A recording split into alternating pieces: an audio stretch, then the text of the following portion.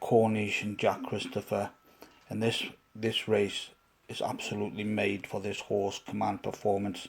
It was 10-1, now it's 8-1.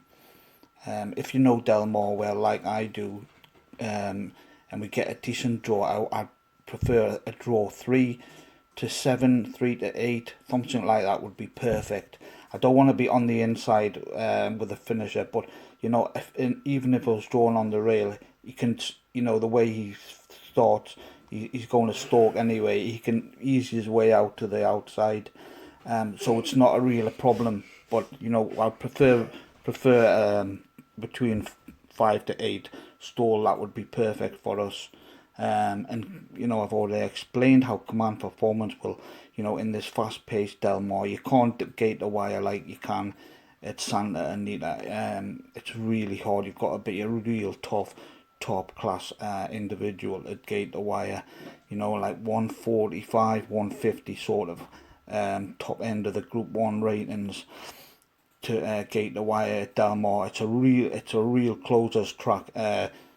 These days on the dirt. I mean, they do you know, the small races you do see some gate the wire, but you know, in the competitive races you never see any horse gate the wire at Delmore. It's always somewhat something stalking or coming from off the pace at Delmore. And you know, and it's got, I think, Command Performance, if you watch the Command Performance, if you go and have a look at all the racing at Delmore and you see how Command Performance ran that race, and the race is just going to be suit with his pedigree as well for that extra bit of staying power at the end of the race.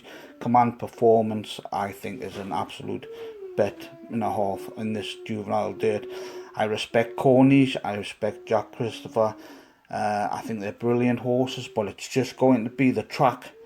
That's the important thing. The track at Delmore is going to suit this horse down to an absolute T.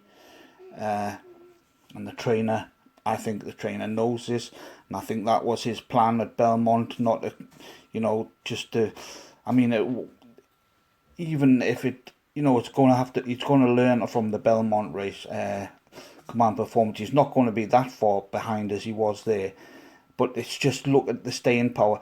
I don't think Jack Christopher was easing up either at the end. If you watch, he was going, you know, still pushing him out, you know, as much as he could.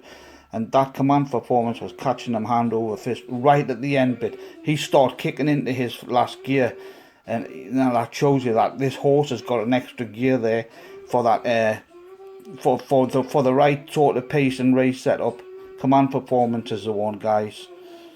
You know, I'm quite confident, and I do respect Jack Christopher and Cornish, but the race at Delmore is just going to fall into Command Performance's sort of, you know, breeding scenario in the setup of the pace. So there you have it. That's part 2 of the Breeders' Cup.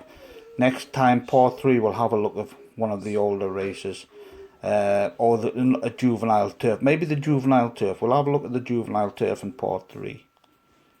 And Performance running in 5th, and Wit continues to trail with a half mile to the finish now, and it is Gunite the leader here by a length. Jack Christopher in 2nd. The half went in 46 and 2/5 seconds. The front 2 have now gotten clear by a half dozen lengths of the rest of the field. Down on the inside is Kavod. And then comes My Prankster, Command Performance, Extreme outside, and Wit. There goes Jack Christopher. Now to take over the lead as the field comes from the top of the stretch. Gunite is back running in 2nd. Command Performance has now moved into 3rd. It is Jack Christopher with the lead in the stretch. 3/4 up in 1:11. Jack Christopher is putting in a big effort here in the Champagne Stakes. Command Performance is now moving into 2nd. It is Jack Christopher in front by 4. Jack Christopher stretches out, steps up, and puts in a grade 1 effort to win the Champagne. Command Performance was 2nd, and Wit came on for 3rd. The time was 1 minute, 37 and 1/5 seconds.